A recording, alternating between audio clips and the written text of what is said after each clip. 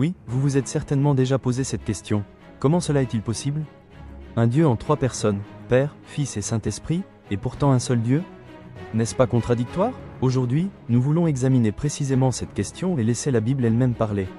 La doctrine de la Trinité est aujourd'hui solidement ancrée dans presque toutes les églises. Mais la question décisive est la suivante. Ce dogme se trouve-t-il réellement dans la Bible, ou s'agit-il d'une tradition ecclésiastique apparue plus tard? L'Écriture est claire dès le commencement, Dieu est un. Dans la confession de foi la plus importante d'Israël, il est écrit « Écoute, Israël, Yahweh est notre Elohim, Yahweh seul ». Deutéronome 6/4, le Nouveau Testament ne contredit pas cela, mais le confirme, car il y a un seul Dieu, et aussi un seul médiateur entre Dieu et les hommes, l'homme Christ Yeshua. 1 Timothée 2/5, le fondement de la Bible est clair, Dieu est un, et non 3.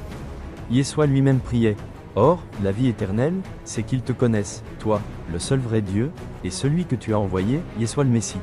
Jean 17/3, le Père est l'origine de toutes choses, le Créateur du ciel et de la terre, Ésaïe 45/5.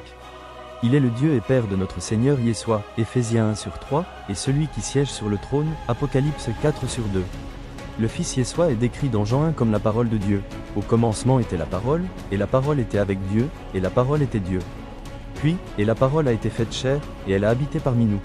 Jean 1h14, il est la parole incarnée, engendrée par le Père, non créée. Yeshua a dit, moi et le Père, nous sommes un. Jean 10h30, un dans l'être, dans la volonté et dans l'œuvre, mais non comme une seconde divinité à côté du Père.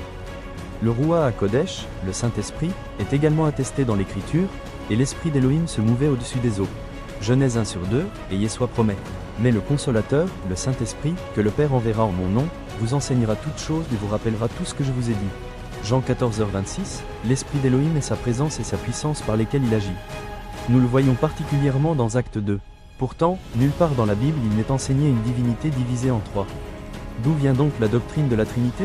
Le mot « Trinité » lui-même ne se trouve nulle part dans toute la Bible. Ce n'est que plus tard dans l'histoire de l'Église, sous l'influence de la philosophie grecque, que cette idée fut systématisée. Lors du concile de Nicée en l'an 325 après Jésus-Christ, il fut décrété que le Fils était de même essence que le Père. Au concile de Constantinople en 381 après Jésus-Christ, le Saint-Esprit fut déclaré troisième personne.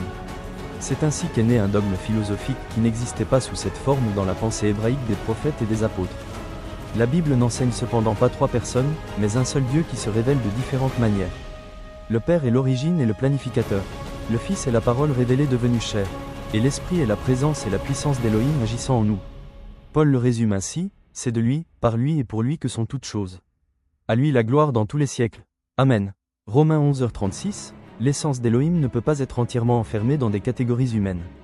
Mais l'Écriture est claire, Élohim est un. Il se révèle comme Père, par le Fils et dans son Esprit. La doctrine de la Trinité n'est donc pas un commandement biblique explicite, mais une tradition ecclésiastique ultérieure. La Bible elle-même nous montre une compréhension hébraïque. Non pas 3 dieux ou 3 personnes séparées, mais un seul Elohim, parfaitement un, qui s'est révélé en Yeshua le Messie, tandis que son esprit agit et règne en nous.